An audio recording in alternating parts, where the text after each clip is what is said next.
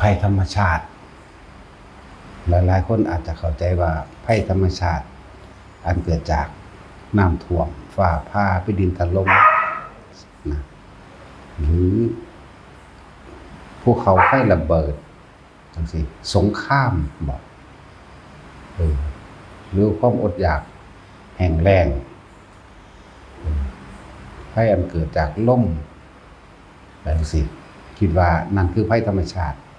อันนั้นบ่ได้แม่นภัยธรรมชาติเรียกว่าสารพัดภัยในการเกิดหรือสารพัดภัยในการเกิดที่สัตว์ทั้งหลายเวียนว่ายตายเกิดมาเนี่ยจงพบพอสิ่งทั้งหลายแล้วนี้สัตถันตรภัยสารพัดภัยในการเกิดคือสงคราม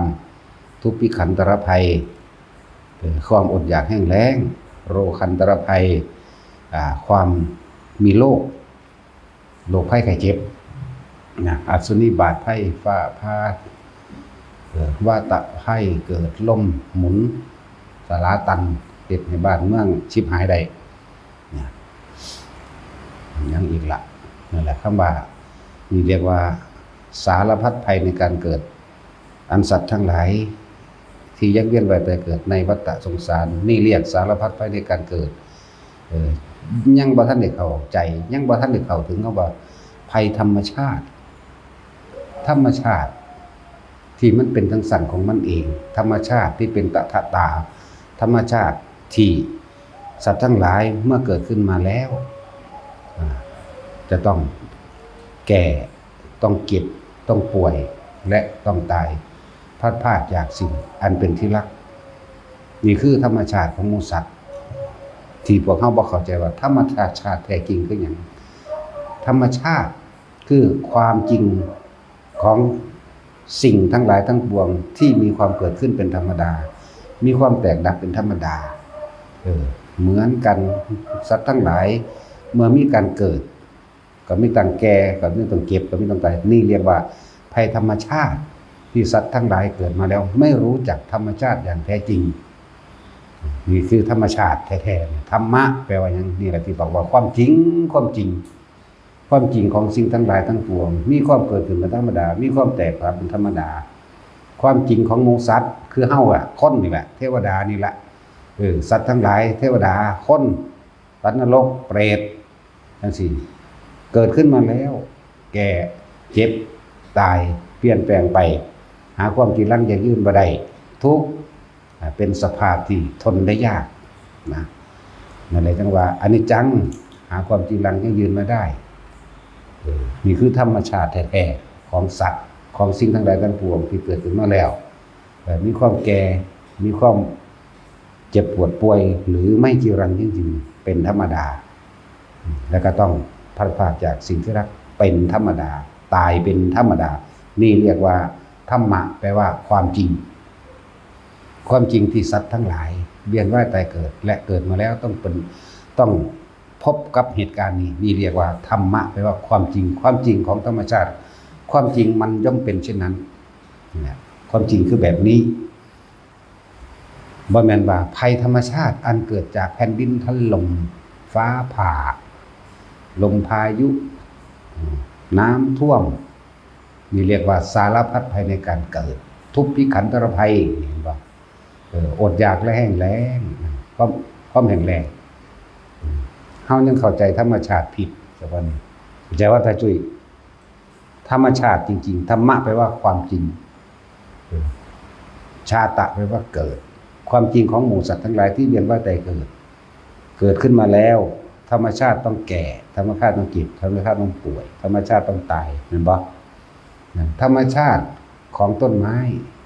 เกิดขึ้นมาแล้วมันก็แก่แล้วมันก็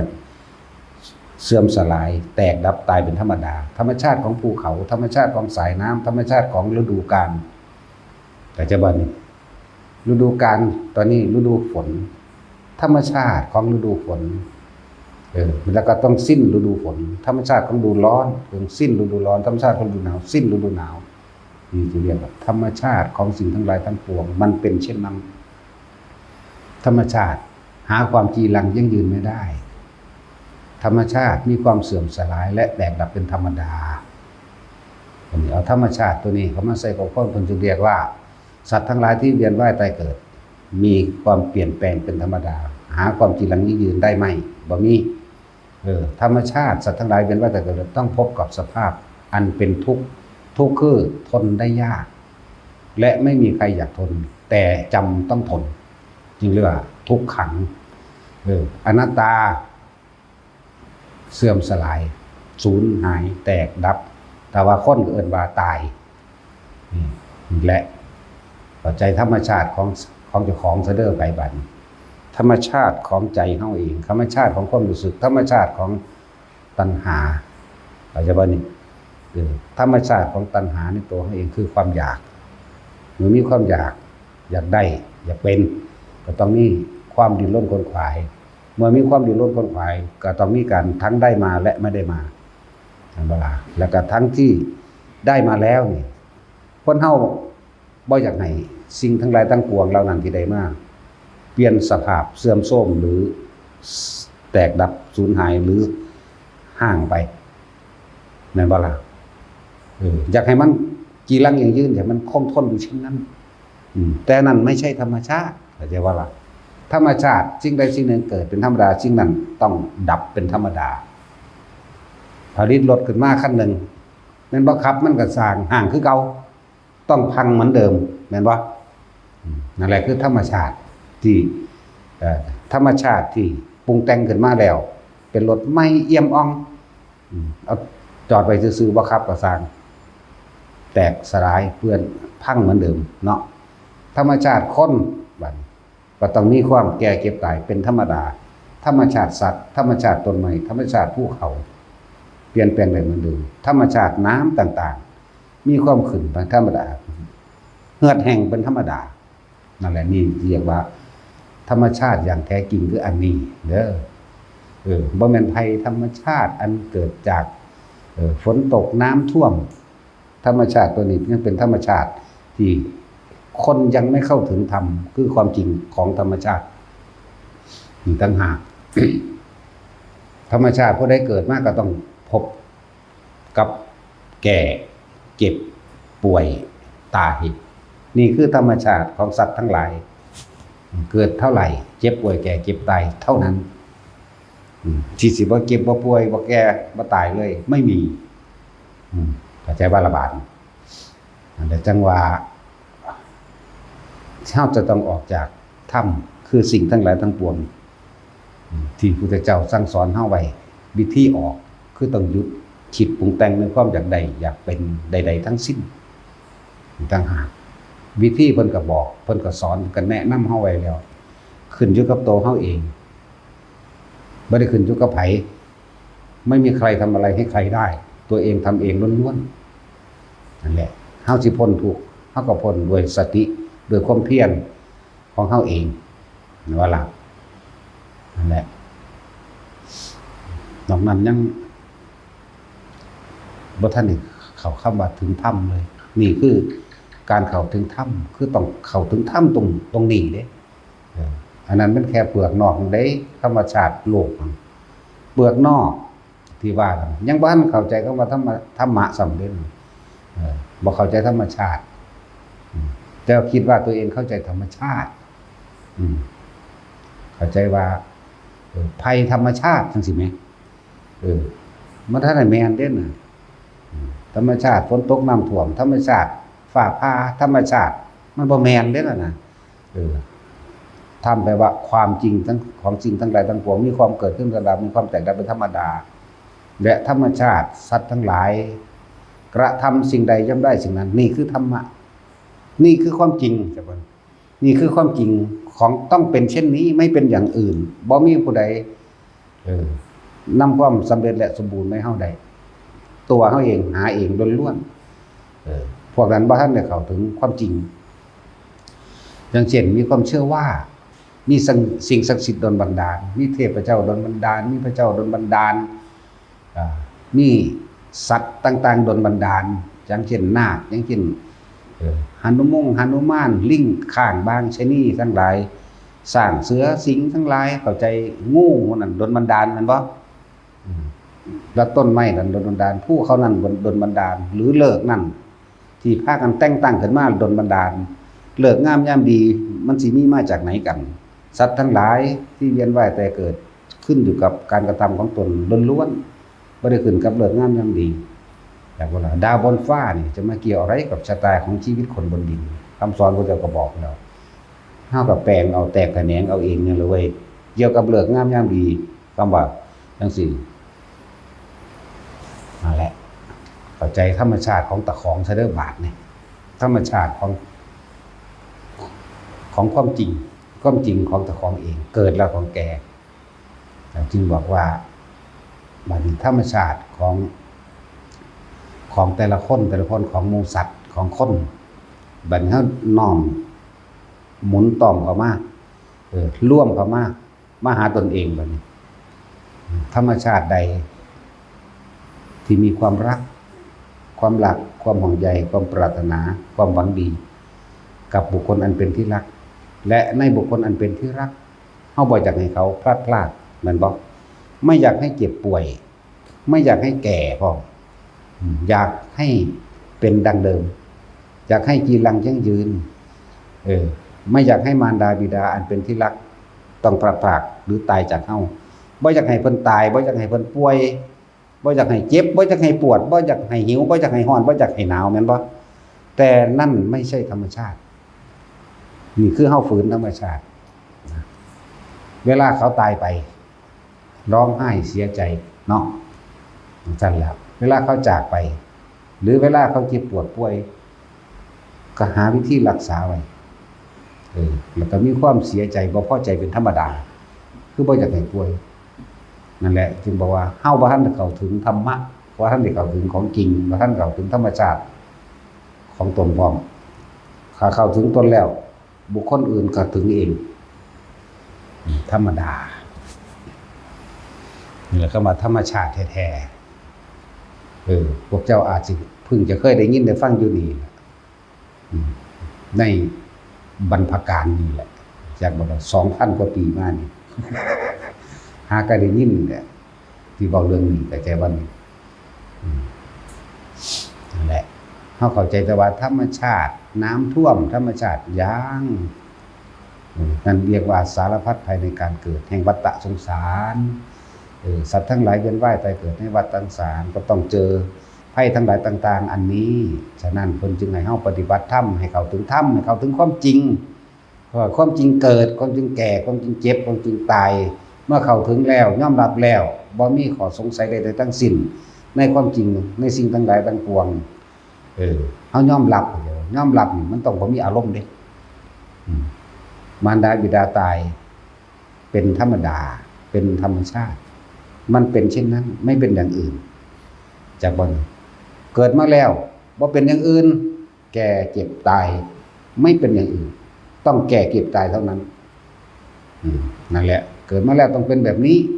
นี่คือธรรมชาติแท้จากบ่ล่ะนั่นแหละธรรมชาติแท้เกิดแล้วต้องแก่ต้องเจ็บต้องตายพบแล้วต้องจากนะบ่ล่ะสั้นแล้วบ่จากกันเป็นก็จากกันตายอยู่แล้วแต่ว่าคนเฮาบ่มีความปรารถนาที่จะพลัดพรากจากสิ่งอันเป็นที่รัก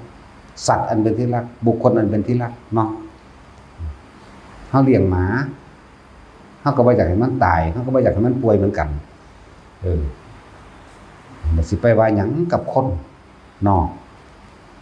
บุคคลอันเป็นที่รักนั่นแล้วแบ่งประเภทบุคคลอันเป็นที่รักผู้มีพระคุณมารดาบิดาปู่ย่าตายายพี่ป้าน้าอาเห็นบ่นี่เฮาก็บ่อยากให้เขาเจ็บปวดป่วยเด้แล้วเฮาก็บ่อยากให้เขาตายเห็นบ่อยากให้อยู่เช่นนั้นบุคคลอันเป็นที่รักอันประกอบไปด้วยราคะผัวกับเมียบ่อยากให้เขาแก่เด้อยากหนุ่มเสมอเนาะเหมือนคน20ปีนี่อยากเหมือนอยู่จังซั่นตลอดแล้วก็ไม่อยากให้บุคคลเป็นที่รัก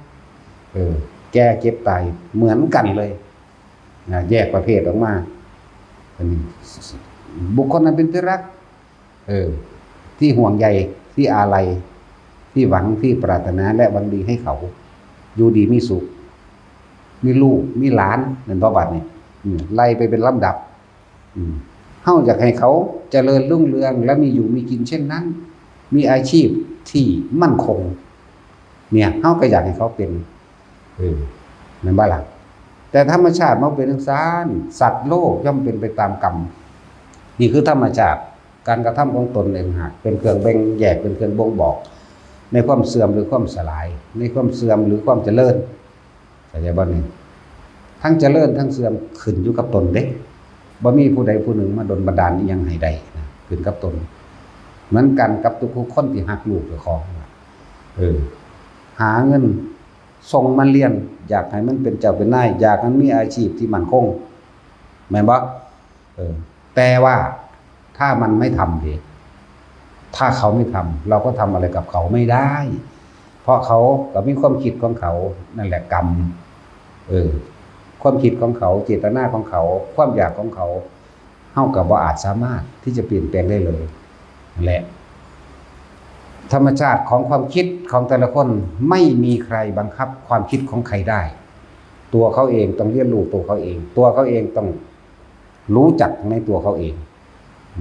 ถึงเขาจะรู้ความจริงเพียงใดก็ช่างเราไม่อาจสามารถที่จะเอาความจริงที่เรารู้ให้กับคนอื่นได้เขาต้องรู้ด้วยตัวเขาเองนี่คือรู้ความจริงเด้บ่แม่นรู้ความจำเด้ฟังดีๆเด้รู้จริงกับรู้จำคนละอย่าง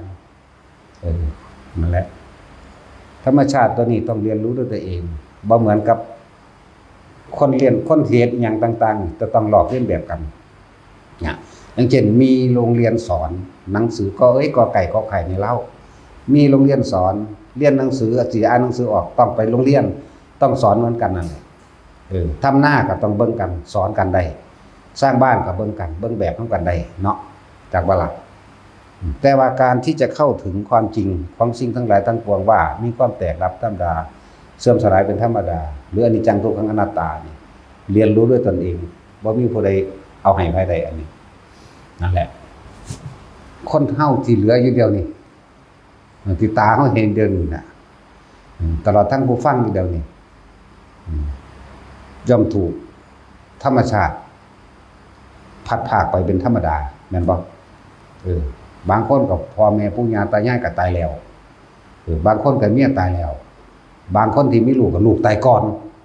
แต่ในความเป็นจริงเฮาฝืนธรรมชาติเพราะยังไม่เข้าถึงธรรมเนาะ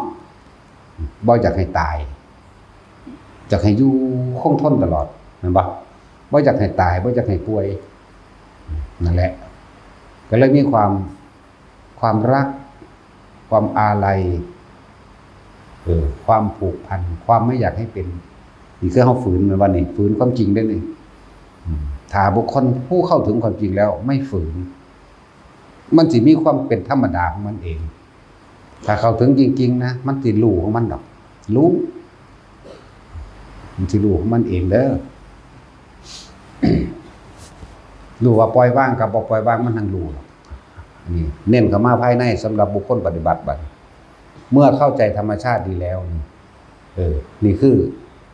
ให้ความเห็นตามความเป็นจริงของธรรมชาติของธรรมะที่แสดงให้อยู่เสมอนี่บัดนี้เฮาเน้นเข้ามาภายในทำอย่างไรเราจึงจะพ้นจากการเวียนว่ายตายเกิด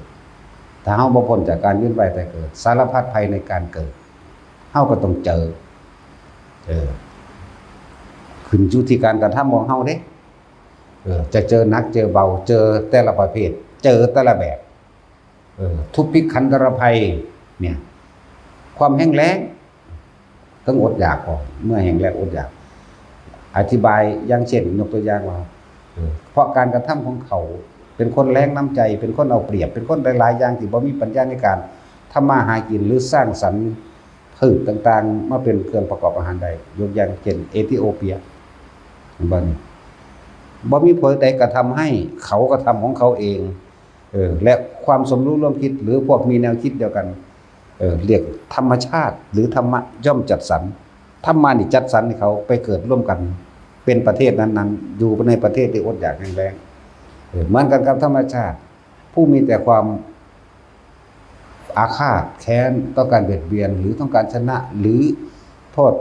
ทุกโทษต่างๆอันเกิดจากบุคคลผู้มีอิทธิพลสมัยนึงเขาอาจจะมีอิทธิพลข่มเหงกันบ่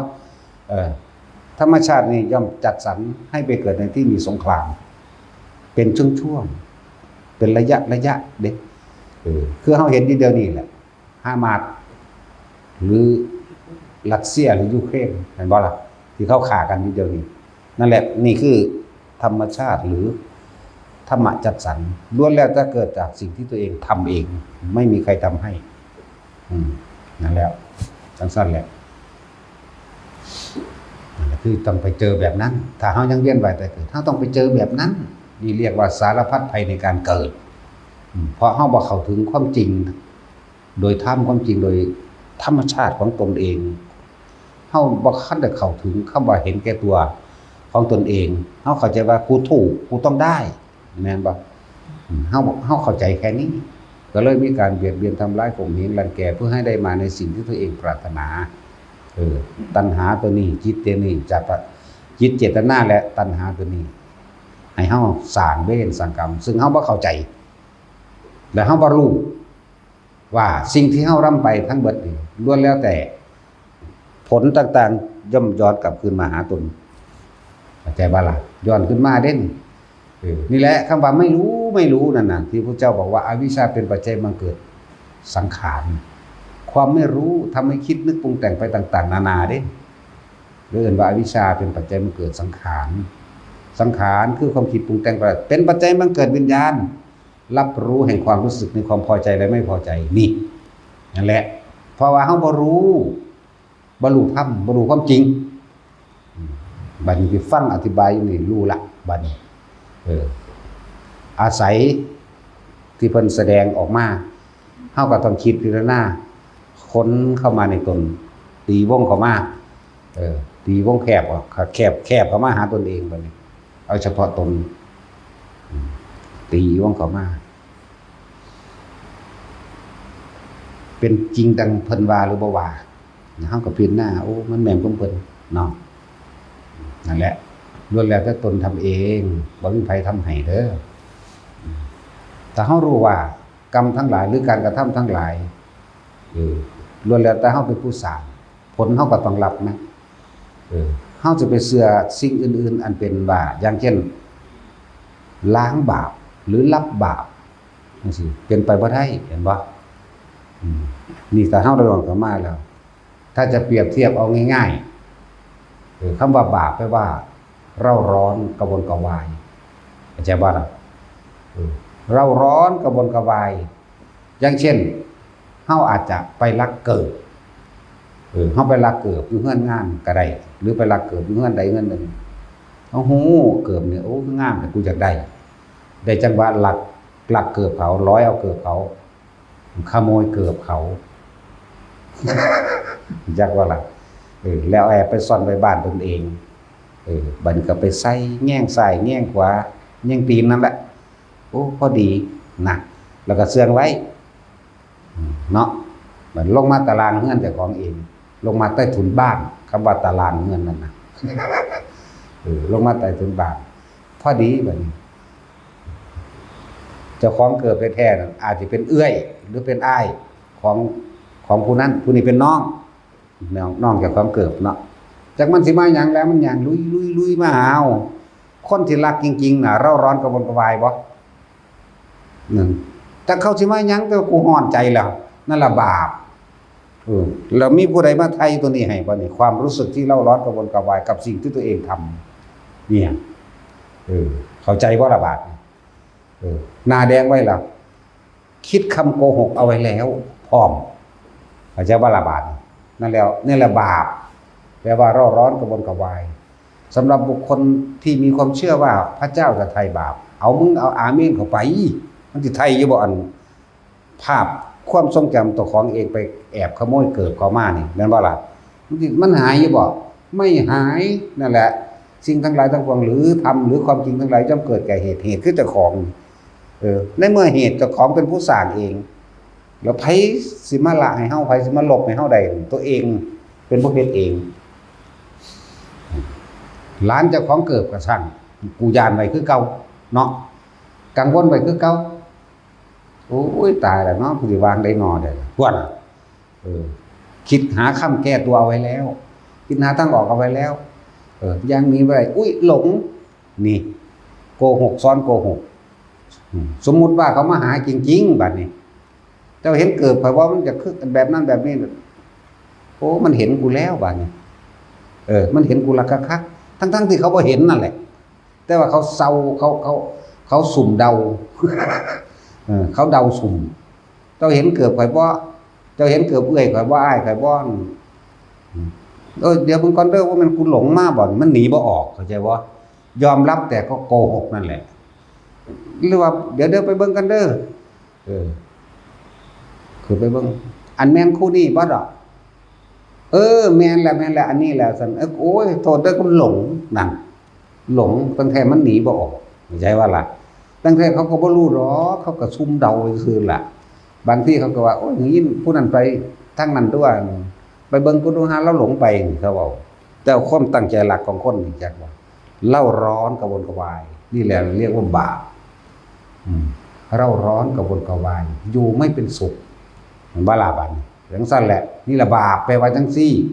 ความรู้สึกแบบนี้คือความรู้สึกของคำว่าบาปผู้ใดเคยเป็นไว้นี่เคยเป็นบ่เด้ลักอ้อยเพิ่นยังหวดลักอ้อยลูกเพิ่นยังหวดเราบ่ได้มาหาเฮาเด้เรามาหาแม่นางมาหาแม่เฮาพุ่นทั้งนี้ด่าแดงขึ้นแล้วโอ้ยตายแล้วกูบัดกูสิวางได้นอวะลักอ้อยเพิ่นแน่ลูกลี้ลุกล่นจากหนีแล้วเด้แต่หังบ่หนีจะซ่อมเบิ่งว่าเพิ่นสิว่าจังได๋ดิคือมั่นใจแล้วว่าเพิ่นรู้แล้วว่าเขาสิมาจับแล้วเด้จักวันหน้าแดงฮ้อนไว้แล้วตั้งแต่เขาเจ้ามาเว้าเรื่องของเจ้าของเขาเจ้าพูนตัวเฮาผู้มันทำผิดจริงๆมันฮ้อนไปแล้วนั่นแหละเรียกว่าบาปเข้าใจว่าล่ะซั่นแล้วนั่นละบาปเป็นจังซั่นคือความรู้สึกแบบนั้นเราร้อนกระวนกระวายล้วนแล้วถ้าเกิดขึ้นจากตนเด้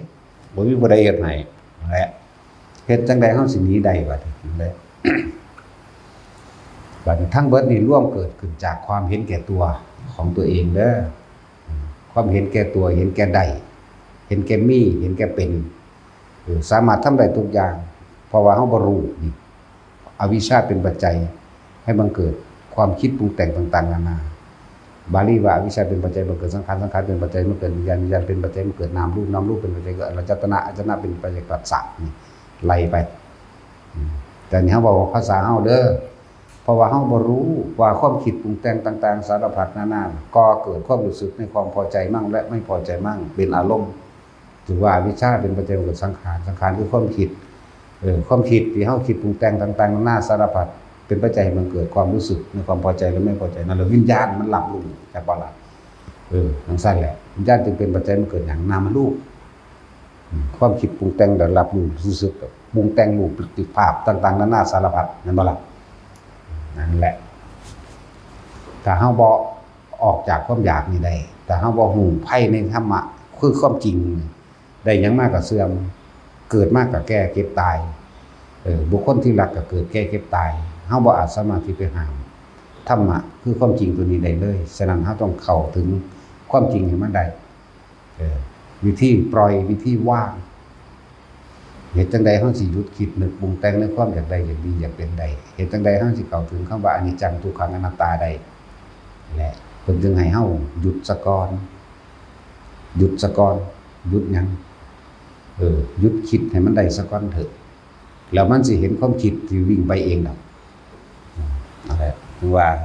เพิ่นจึงมีวิธีว่าทำยังไงเฮาสิหลอกความคิดไม่ให้คิดไหลไปส่วนมากเฮาตาเฮาเห็นเฮาสิคิดกับสิ่งที่เห็นแม่นบ่นั่นแหละคิดกับสิ่งที่เห็นจากได้แบบนั้นจากเป็นแบบนี้จากสิ่งที่ตาเห็นหูได้ยินแต่ยินเขาบอกกันเรื่องนึงคิดนำเขาเด้ผิดถูกนั่นบ่ล่ะผิดถูกล่ะอารมณ์พอใจและไม่พอใจถ้าผิดหมายถึงไม่พอใจถ้าถูกหมายถึงพอใจนี่เฮาเน้นเอาตัวอารมณ์ของเจ้าของเด้อเนี่ยกำลังจอเอาวงในตนเองน่ะไผก็ดีวงในวงใจวงความรู้สึกของเจ้าของเองดึงล้อมเข้ามาต้อมเข้ามาถึงความรู้สึกของเจ้าของเองนั่นแหละ ตาหูจมูกลิ้นกายรูปรสกลิ่นเสียงสัมผัสอารมณ์ความรู้สึกเหตุจังใดเฮาสิหยุดคิดหยุดนึกได้จะมีวิธีว่าให้ทุกคนสร้างกรรมฐานขึ้นมาอันหนึ่งอย่างหนึ่งกรรมฐานจะพูดตามรูปแบบมี40ทัศมี40อย่าง40หมวด40อาการ40กองจากบ่ล่ะแต่ว่าเฮาจะเอาหมวดเดียวอันเดียวสร้างเป็นฐานที่ตั้งแห่งการกระทำขึ้นมาอันหนึ่งคือลมหายใจอานาปานสติเป็นผู้มีความรู้สึกอยู่กับลมหายใจเข้าออกนี่แปลให้คักว่านั่นเหรอเด้อแต่ว่าเข้าใจกับพากันผูกเขาตายบนโลดแค่ว่ามีความรู้สึกอยู่กับลมเข้าลมออกซื่อๆนี่เข้าใจว่าเดี๋ยวนี้หรืออยากตายแต่ว่าเข้าใจก็ไปผูกข้อตายแต่ว่าคักปานนี่เนาะแต่ยุโดนมันสิบาปหลายจากบ่ลงไปนรกซะก่อนไปใส่เนื้อบดีมันเบิดซะก่อนถึงมาสั่งเอาใหม่สั่งเนื้อบดีใหม่สั่งบาปใหม่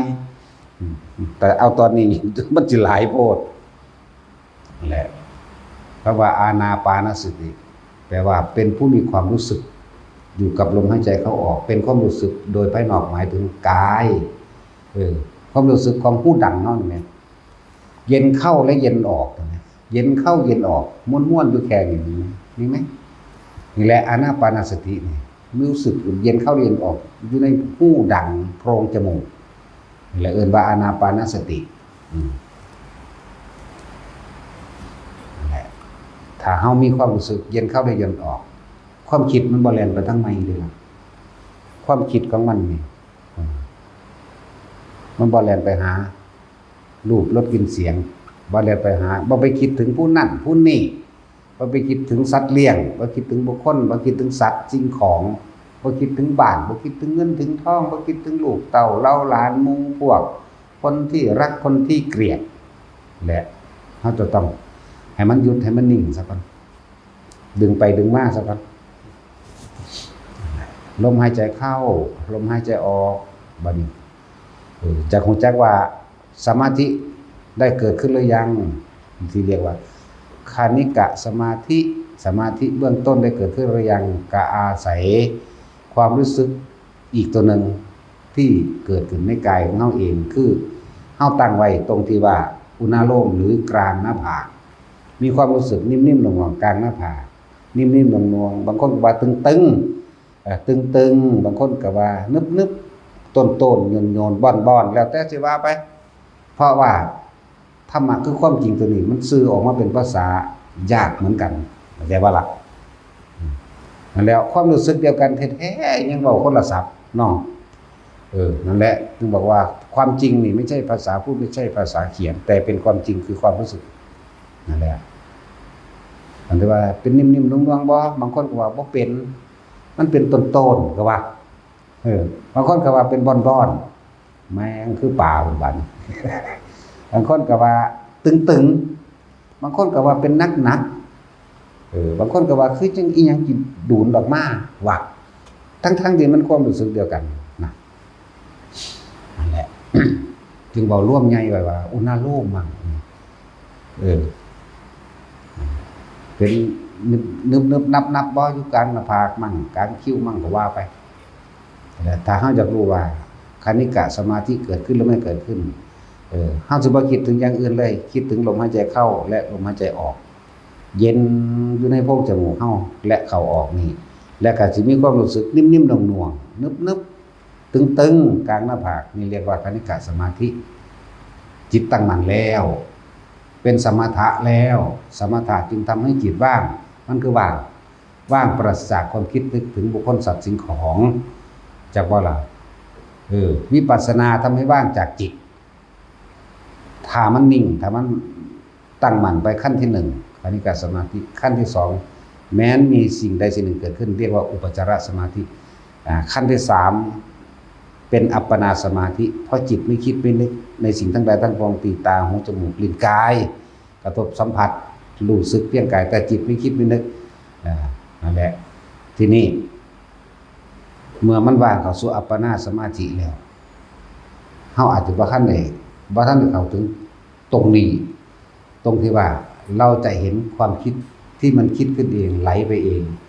จึงเรียกว่าวิปัสสนาทำให้ว่างจากความคิดที่เกิดขึ้นเองโดยสัญญาของมันเองเป็นเองอันนี้นั่นแหละมีวิธีทุกคนฝึกเอาถ้าอยากพ้นจากการเวียนว่ายตายเกิดถ้าอยากพ้นจากสารพัดภัยในการเกิดต้องว่างความคิดเห็นต่างๆนานาสารพัดว่างความเห็นในความอยากได้อยากดีอยากมีอยากเป็นว่างความเห็นในความผิดและความถูกว่างความเห็นในความปรารถนาสุขเมื่อปรารถนาสุขมีความเห็นว่าต้องอย่างนั้นอย่างนั้นทุกข์แม้ไม่ปรารถนาก็จักได้มาเองเพราะสุขกับทุกข์เป็นธรรมชาติหนึ่งที่อยู่กับติดกันใจว่ามันเห็นจังใดเขาสิเห็นมันได้นั่นแหละจึงมีวิธีฝึกลมหายใจนี่กับอุณาโลมนี่แค่นี้ทุกคนขอให้ได้พื้นฐานขอให้ได้เบื้องต้นใจว่านี่ถ้าว่าได้เบื้องต้นว่าได้พื้นฐานจะไปหวังว่าสิได้ยอดมันเลยจะในนิพพานเลยเนี่ยนะมีแต่คิดเอาเบิดอยากว่าอะไรมันต้องรู้เข้ามาจริงๆรู้ว่านิ่งแบบนี้รู้ว่าว่างแบบนี้นั่นแหละฝึกไปบาดนี้จังหวะวานล้อมเข้ามาตีกรอบเข้ามาอยู่ในวงแคบๆคือลมหายใจเข้านี้นั่นแหละลมหายใจนี่เข้าออกบางคนก็มีอุณาโลมขั้นที่สองต่อมาคณิกะสมาธิไปไว้จิตตั้งมั่นขั้นต้นลมหายใจเข้าออกแล้วมีอุณาโลมเกิดขึ้นหรืออาการปิติมันเกิดขึ้นจริงๆมันก็คือว่าปิตินั่นแหละแต่ว่าเฮาใส่ศัพท์เฉพาะระหว่างกลางหน้าผากเรียกอุณาโลมระหว่างกลางหน้าผากความรู้สึกนิ่มนวลตุงก็ว่าไปอยู่กับตัวนี้แม้นตาเฮาสิเห็นหูเฮาสิได้ยินเรื่องนั้นเรื่องนี้ตาเขาแล่นไปแล่นมาหมาไล่กันดินไงทวนกัดกันห้องงงเงงแต่เฮาบ่คิดเพราะเฮาสิพยายามควบคุมความคิดเพื่อให้เข้ามาอยู่ลมหายใจกับอุณาโลมให้ได้นี่ขั้นที่หนึ่งถ้ามันผ่านแล้วไม่คิดไม่นึกจากสิ่งที่เห็นจากสิ่งที่ได้ยินจากสิ่งที่ได้กลิ่นจากลิ้นที่ได้รสจากกายที่สัมผัสรู้สึกแต่เพียงกายแต่จิตไม่คิดไปเลยขั้นที่สองสิบ่มีความคิดอย่างมีแต่ปิติขึ้นเลยหรือน่วงขึ้นระหว่างการมาปากเลยนี่บ่คิดเด้มันยังเป็นได้ก็จะบ่นี่เป็นอุเบกขาปุ๊บความรู้สึกแผ่ออกทั้งกายมาทั้งนี้เลยที่เรามีวิธีกำหนดอันนี้เรียกว่าอานาปานสติระบบเทคนิคทำให้เกิดขึ้นจากว่านี่หลัดเอาได้นี่ระบบเทคนิคเป็นว่ามันระบบปกติมัน16สั่นหมดเนาะเขาไปจากเบาเรื่องรูปแบบหายใจเข้ายาวก็รู้ว่ายาวหายใจออกยาวก็รู้ว่ายาวนับไปทั้งสั้นแหละแล้วก็สั้นก็รู้ว่าสั้นตาเห็นไม่คิดไม่นึกแต่ยังรู้สึกในหายใจเข้ายาว16อย่างที่บอกมานั่นจะรักการหลายเนาะอย่าเยอะอยากบ่ล่ะ พวกเสียงไงอย่าเยอะถ้าเยอะมันประสาทจักว่ามันละบ่เป็นนั่นแหละ ขั้นที่สองเดินไปเฉยๆกระชังน่วงกันมาเลยนี่เรียกว่าชั้นที่สองความสงบในขั้นที่สองครับผมจังสั่นมันบ่คิดบ่นึกหยังกันน่วงกันมานิ่มๆขึ้นมาน่วงกันมาตุงกันมาตึงกันมาก็ว่าไปนั่นแหละแม้นว่าบัดนี้ตาเฮาสิเห็นหูเฮาสิได้ยินไปจังแต่เราไม่คิดไปนึกอยู่ในความรู้สึกนี้อย่างเดียวเลื่อนว่าผ่านอุปจารสมาธิอุปะคือสิ่งที่อุบัติขึ้นก่อกวนหรืออุบัติขึ้นเพื่อให้จะเป็นแรงดึงดูดเพื่อให้เฮาไปคิดตั้งตาเห็นหูได้ยินจมูกได้กินอะไรว่าล่ะแต่ว่าเราไม่คิดไปนึกก่อนเมื่อบ่คิดมันเกิดความเคยชินเรื่อยเขาย่างไปจะซื้อมันก็เป็นหรือคนที่ว่ายังพวกหมู่ภิกษุสงฆ์ธรรมดาหรือพวกมาฝึกหัดปฏิบัติเดินจงกรมก็เดินเอานี่ละเฮาแต่อันนี้คือหลักของเฮาสร้างขึ้นมานี่แล้วเดินอันนี้เดินเอาความรู้สึกนี่เดินเอาลมนี่กับอันนี้จังซี่ต่อมาเฮาบ่ได้สนใจแล้วผ่านอุปจาระผ่านแสงสีเสียงผ่านนันทานนี่ไปเบิดแต่บางทีบ่นึกเข้าสู่อัปปนาสมาธิจิตตั้งมั่นไม่หวั่นไหวได้บัดนี้นี่ขั้น3ของสมาธิจังจิตตั้งมั่นไม่หวั่นไหวบ่หวั่นไหวเลยทั้งที่หูก็ได้ยินทุกอย่างแม้กระทั่งว่า ความคิดมันเกิดขึ้นเกิดเองเฮาบ่ได้คิดแต่ว่าเฮาก็บ่คิดไปน้ำมันแล้วสิเกิดอีกอันนึงเกิดมีผู้รู้ขึ้นมาหรือผู้รู้เนี่ยบ่แม่นบ่มีตัวบ่มีตนคือจังมันบ่ได้อยู่ในกายเฮาบางทีก็รู้หรือเห็นร่างกายหายใจเห็นนวงๆอยู่นี่เห็นหรือเห็นความคิดแต่ผู้รู้อยู่ต่างหากเข้าใจบ่นี่ครั้งแรก2ครั้ง3ครั้งหรือครั้ง20ครั้ง30ครั้งยังงงแต่ว่าเขาทุกคนทำไปเถอะจนกว่าจะชินทำบ่อยทำมากทำชินเป็นดุจดังยานเข้ามาญาณเราจะรู้ขึ้นมาเองทำให้บ่อยทำให้มากทำให้ชินทำให้เป็นดุจดังยานมันสิรู้ขึ้นมาดอกแต่ว่าบ่แม่นคิดเอาเด้มันสิเป็นเอาเองเข้าใจบ่นี่เฮามีหน้าที่สร้างเหตุหรืออยู่ที่ฐานคือลมเข้าออกกับอันนี้ถ้าลมบ่มีบางคนก็ใส่คำบริกรรมภาวนาไปพร้อมหายใจเข้าพูดหายใจออกโผม่วนๆอยู่แค่นี้อาการตึงๆนี่ก็เกิดได้บางคนก็ว่าเอ้ากูคือบ่บริกรรมกลับมาบริกรรมก็มีเอ้ากูคือบ่จับลมกลับมาจับลมก็มีถ้ามันเกิดขึ้นกันสองนี่อย่าถอยหลังเข้าใจบ่แรกๆก็อาจจะงงอยู่กูคือบ่บริกรรมมันก็ขึ้นเอาเองได้วะงงสงสัยนี่คือไม่ผ่านนั่นนี่แก้ความสงสัยให้ว่าบ่ต้องกลับมาบริกรรมบ่ต้องจับลมรู้สึกตัวได้เลยจะบ่บานต่อมาขั้นที่3ต่อไปอีกชั้นที่3มันเขาสิเข้าสู่ขั้นอัปปนาสมาธิเลยเด้ความรู้สึกนี่ก็ไม่มีแต่บ่ความรู้สึกนี่ก็บ่มีมีแต่ความสงบปราศจากความคิดนึกอย่างเดียวเพิ่นเอิ้นว่าสุขเอกคตานี่คือหลักสูตรมันเขียนว่าสุขเอกคตาเข้าใจบ่นี่มันสงบเพิ่นก็เลยว่าสุขใดจะเสมอด้วยความสงบไม่มีเพิ่นก็เลยว่าสุขเอกคตาสุขอย่างเดียวหรือสงบอย่างเดียวบ่มีอันอื่นอีกนั่นแหละบัดนี้ความคิดที่พุทธเด้อสิบอกให้เด้อบาดแต่ว่าถ้าเฮา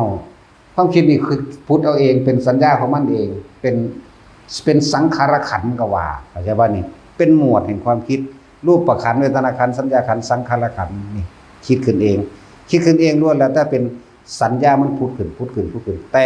เราไม่ไปปรุงแต่งกับมันนั่นแหละถ้าเฮาเฮ็ดจนชินแล้วเฮาสิรู้จักดอกผู้รู้อยู่อย่างนี้แต่ไม่มีตัวความคิดนี่ถูกรู้สิ่งทั้งหลายต่างๆที่อันเป็นสัญญาที่พุทถูกรู้โดยประการทั้งปวงบางทีเขาอาจจะรู้ได้ชั่วขณะ 2-3 วินาทีมีคุณมหาศาลดึงดูดไปเรื่อยบัดนี้เริ่มเป็น1นาที2นาทีเรื่อยๆนั่นแหละถ้าทำบ่อยทำมากชินเฮาสิรู้ในตนเองถ้าผู้ใดสามารถทำได้ตลอด24ชั่วโมงจนเท่าตายเขาเอิ้นว่าพระอรหันต์แต่ว่าล่ะนั่นแล้วเฮาสิพ้นจากภัยธรรมชาติจากว่าถ้ามันพ้นจากความเกิดแก่เก็บตายภัยธรรมชาตินี่แปลว่าจังซี่อันนั้นถ้ายังมาเกิดอยู่เรียกว่าภัยอันเกิดจากวัฏสงสาร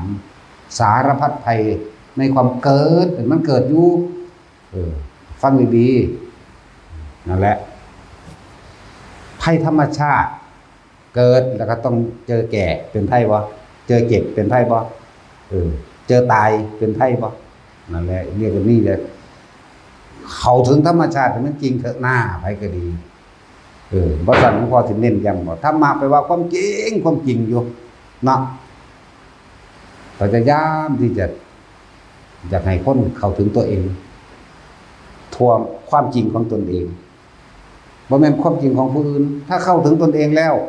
บ่จำเป็นต้องไปอยากเข้าถึงผู้อื่นดอกมันเห็นเอาเองมันฮู้เอาเองดอกแนวมื้อนี้เขากับเราไม่ต่างกันมีตัณหาเสมอกันเข้าใจว่าล่ะบ่ต่างกันดอกผู้หญิงผู้ชายแต่บ่มีแต่ตัณหาเสมอกันนั่นแหละฉะนั้นใครอยากพ้นจากธรรมะอันนี้ก็ต้องฝึกแบบนี้ให้จากพ้นจากธรรมชาติเกิดแก่เจ็บตายเขาจะพ้นจากอนิจจังทุกขังอนัตตาถ้ามันพ้นแล้วเพิ่นก็เรียกว่าอมตะอมรแปลว่าไม่ตายแต่ว่าอยากตายก็จะเกิดอยู่เนาะอ อมรก็ว่าอมตะก็ว่าอมตะมหานฤพานก็ว่าซื่อมันมันสิเป็นหยังก็สร้างหัวมันหน้ากูฮู้อยู่ซื่อๆนี่เข้าใจว่าล่ะหันบ่หันก็สร้างหัวตัวภาษาซื่อมันเนาะอย่างว่าถ้าเว้าศัพท์สมมุตินี่มาเว้าให้เกิดความเข้าใจมันก็บ่รู้เรื่องอยู่ซื่อๆซึ่งลึงอยู่มันบ่เว้ากันเด้มันบ่บอกกับใครแล้วเนาะใครสิพูดแล้วว่าเฮ็ดจังได๋มันสิเป็นไปจังซั่นใดเนาะรู้เฉยๆลูกบ่เว้าเนาะจังซั่นแหละแล้วผู้ใดอยากพ้น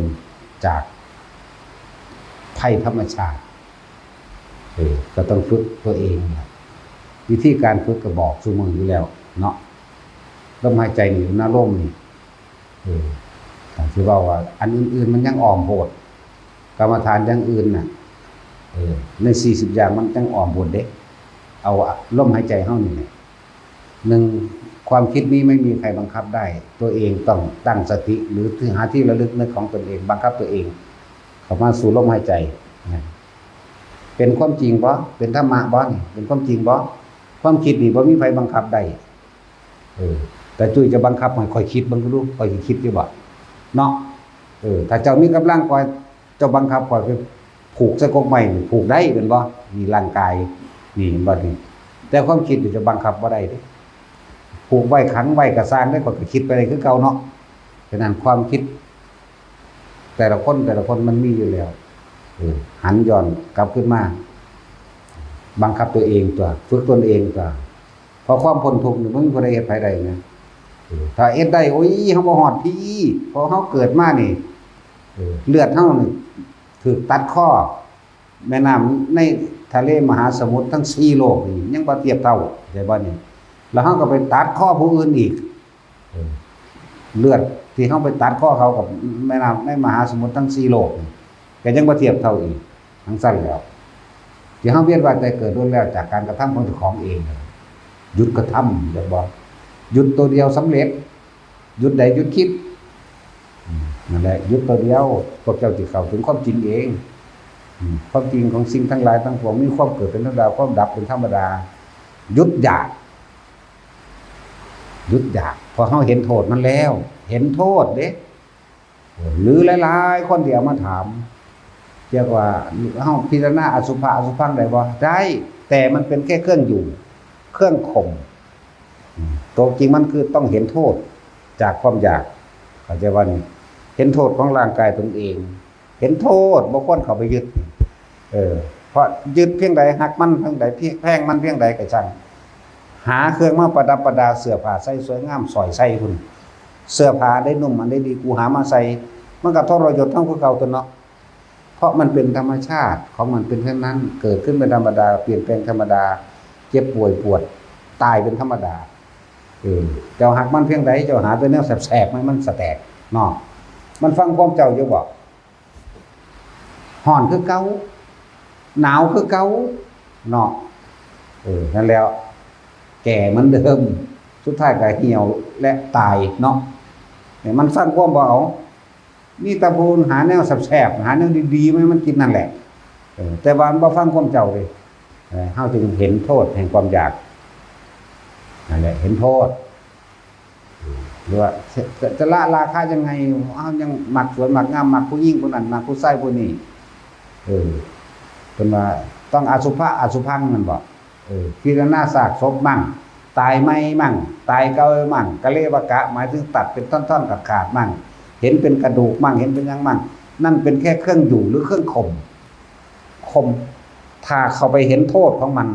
ในความปรารถนาที่จะสัมผัสเห็นป่ะสัมผัสในรูปในรสในกลิ่นหรือเสียง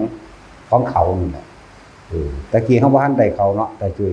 งามบัดได้แล้วเฮ็ดอยู่เนาะเจ้านี่นิสัยบ่ดี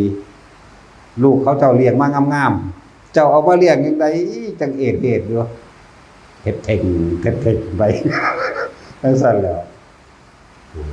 ถ้าเจ้าเข้าใจธรรมชาติเขาอยู่เฉพาะของเขาเข้าใจบ่นี่เจ้าเนี่ยอยากได้เขาเนาะจังซั่นแล้วธรรมชาติของมันก็เกิดแก่เจ็บตายของมันอยู่แล้วเฮาสิไปปรุงมันเป็นหยังเนาะ เฮาคือบ่รักษาความคิดของเฮาบ่ให้ไปอยากได้เขาอยากได้กับอยากดีอยากมีอยากเป็นแม่นบ่ล่ะบาดซั่นก็เจ้าเอาไปเลี้ยงเขาคืนนี่มันคือเก่าให้เขาเด้อ นี่คือว่าเก่าบ่ล่ะบ่คือแต่ศีลก็คือกันย่ำยางกับแกงแข็งขางนึงนะขาก็บ่ถึงขาก็บ่เท่ากัน โอ้ยกระแบบไปโอ้ยมันเป็นฮิปโปแบบผสมกันนะฮิปโปผสมตุ้นหรือยังนี่ล่ะ จะคืออย่าง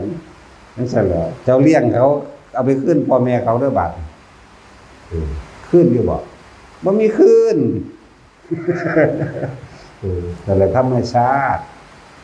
หาความจริงยั่งยืนบ่ได้ในรูปกายของมันแต่ว่าเฮาอยากให้มัน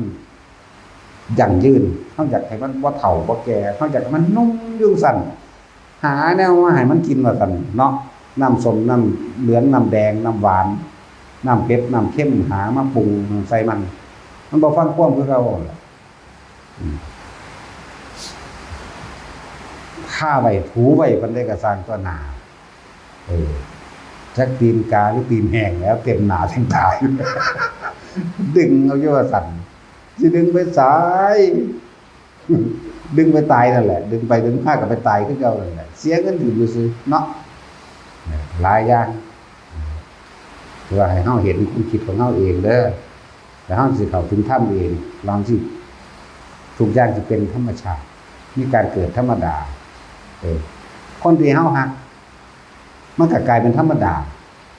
ใจพ่อแม่ตายก็เป็นธรรมดาก็บ่ได้ห้องให้เสียใจหยังเพราะว่าเฮาเข้าใจมันแล้วเฮาว่างกับมันได้แล้วเฮาบ่คิดหยังแบบเนี้ยแต่มันอยู่โดยมีชีวิตก็แค่มีคำบอกว่าอยู่เพียงแค่ว่ารอวันที่เจ้าของที่สิตายซื่อเหลือแต่ว่าเฮาทุกข์เกิดขึ้นกับหยังทุกข์เกิดขึ้นกับกายซื่อแต่ว่าเกิดกับใจมันบ่เกิดเด้มันรู้แล้วจักว่ารู้นี่บ่มีตัวบ่มีตนรู้นี่อยู่ว่างๆแต่ที่เทียมมันอยู่ข้างๆเฮานี่ล่ะรู้โตรู้หากว่าเป็นโตอยากบ่ว่างจากสิ่งที่มีเฮาบ่อยากได้มันว่างจากสิ่งที่เห็นเฮาบ่อยากได้มัน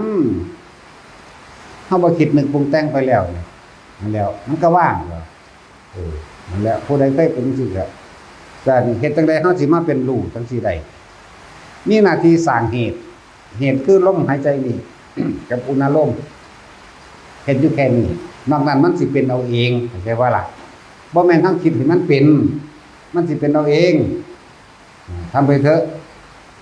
บอกซุมื้อแล้วแนวนี้มื้อใดก็มื้อนั้นจนคิดแล้วมื้อใดบ่ได้ด่านอนบ่หลับตัดสินจังซี่ล่ะอันนั้นคืออยู่แล้วล่ะอันนั้นคือตายโตเราก็หยาบหนาคักแล้วเราก็สะเทือนแล้วเด้ได้เลยกับหัวมื้อใดบ่ถึกได้กูก็กินข้าวบ่แซ่บคือกันตัดสินและเอาสมทาน